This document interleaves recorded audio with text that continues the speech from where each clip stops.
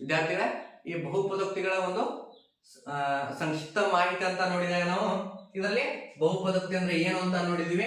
ಈ ಬಹುಪದೋಕ್ತಿಯಲ್ಲಿ ಮಹತ್ತಮ ಘಾತ ಅಂತ ಅಥವಾ ಡಿಗ್ರಿ ಅಂದ್ರೆ ಏನು ಅಂತ ನೋಡಿದೀವಿ.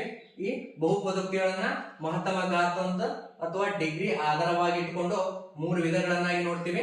ರೇಖಾತ್ಮಕ ಬಹುಪದೋಕ್ತಿ, ವರ್ಗಾತ್ಮಕ ಬಹುಪದೋಕ್ತಿ, ಘನಾತ್ಮಕ ಬಹುಪದೋಕ್ತಿ ಅಂತ ನೋಡ್ತೀವಿ. ಇಲ್ಲಿ ಡಿಗ್ರಿ 1 ಆಗಿರ್ತಕ್ಕಂತಹ ಬಹುಪದೋಕ್ತಿಯನ್ನ ರೇಖಾತ್ಮಕ ಬಹುಪದೋಕ್ತಿ ಅಂತ ಕರಿತೀವಿ. ಅವುಗಳ ಒಂದು ಸಾಮಾನ್ಯ ರೂಪ ax + b ಅಂತ ನೋಡ್ತೀವಿ. ವರ್ಗಾತ್ಮಕ ಬಹುಪದೋಕ್ತಿ ಅಂದ್ರೆ ಡಿಗ್ರಿ 2 ಆಗಿರುವಂತಹ ಬಹುಪದೋಕ್ತಿಯನ್ನ ವರ್ಗಾತ್ಮಕ ಬಹುಪದೋಕ್ತಿ ಅಂತ ನೋಡ್ತೀವಿ. ಅದರ ಒಂದು ಸಾಮಾನ್ಯ ರೂಪ ax² + bx + c ಅಂತ ನೋಡ್ತೀವಿ. ಇನ್ನು ಘನಾತ್ಮಕ ಬಹುಪದೋಕ್ತಿ ಅಂದ್ರೆ ಡಿಗ್ರಿ 3 ಆಗಿರುವಂತಹ ಬಹುಪದೋಕ್ತಿಯನ್ನ ಘನಾತ್ಮಕ ಬಹುಪದೋಕ್ತಿ ಅಂತ ನೋಡ್ತೀವಿ.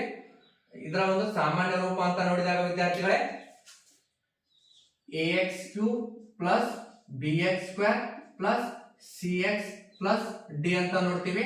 ಇಲ್ಲಿ a b c ಮತ್ತು d ಗಳು ವಾಸ್ತವ ಸಂಖ್ಯೆಗಳಿಗೆ ಸೇರುತ್ತವೆ ಮತ್ತು a is not equals to 0, a ಎಂಬುದು 0 ಆಗಿರುವುದಿಲ್ಲ ವಿದ್ಯಾರ್ಥಿಗಳೇ. ಇಷ್ಟು ಒಂದು ಸಂಕ್ಷಿಪ್ತ ಮಾಹಿತಿಯನ್ನ ಈ ಒಂದು ಅಧ್ಯಾಯದಲ್ಲಿ ನೋಡೋಣ. ಇನ್ನು ಮುಂದಿನ ಒಂದು ಅವಧಿಯಲ್ಲಿ ಇದರ ಒಂದು ಮುಂದುವರಿದ ಭಾಗವನ್ನ ನೋಡೋಣ ವಿದ್ಯಾರ್ಥಿಗಳು.